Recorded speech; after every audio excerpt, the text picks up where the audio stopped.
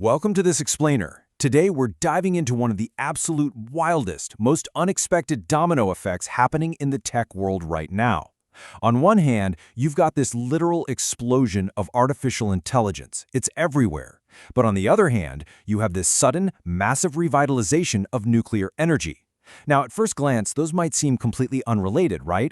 But today, we're going to unpack exactly how the AI boom is directly fueling a massive nuclear renaissance for the world's biggest technology companies.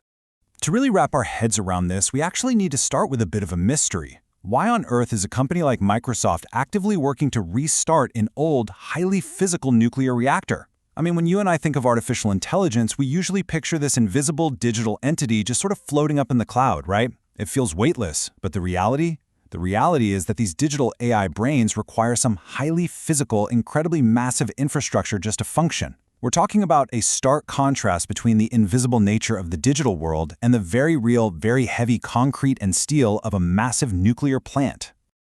Okay, let's dive into this. Here is our roadmap for today. First, we'll cover the AI power surge.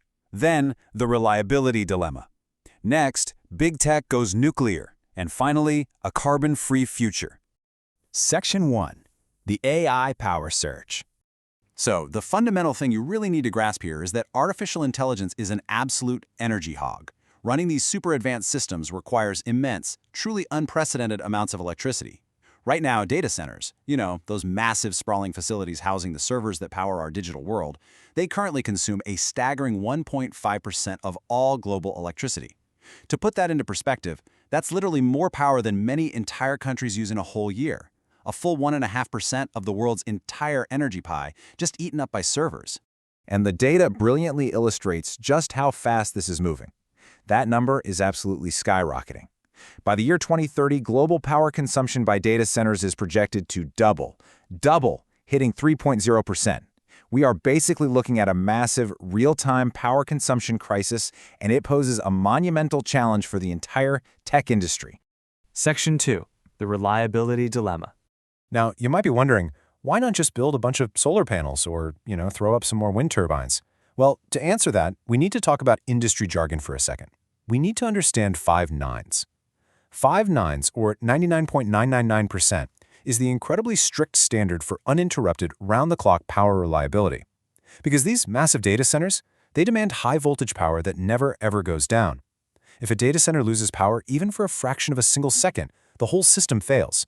They require absolute, total perfection when it comes to uptime.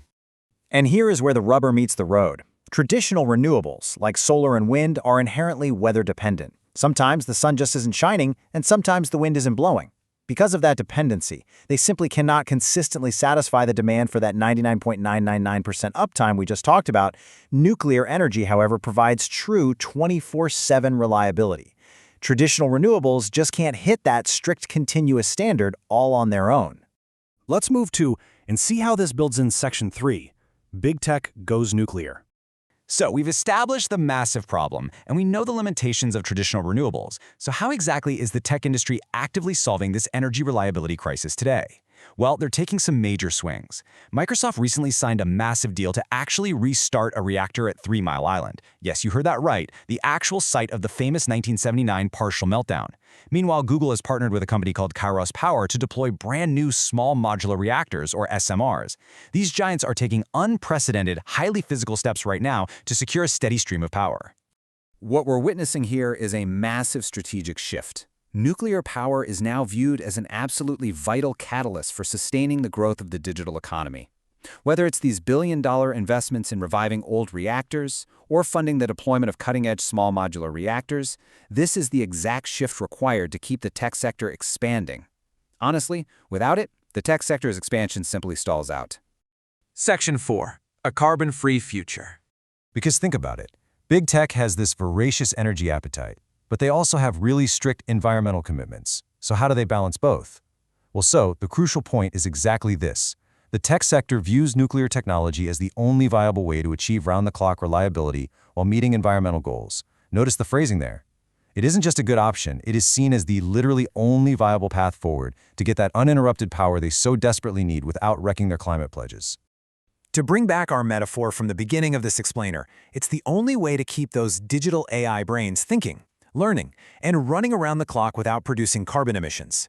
If we want to avoid burning fossil fuels while still operating at a massive, continuous scale, nuclear energy is fundamentally required. It's the only puzzle piece that actually fits. Which really leaves us with a fascinating, kind of provocative question. Is nuclear power the true cost of artificial intelligence? It's wild to think about, but this entirely modern, super-futuristic digital economy relies on incredibly massive, traditional, and heavy physical infrastructure just to exist. Thanks so much for joining this explainer, and keep questioning the physical foundations of our digital world.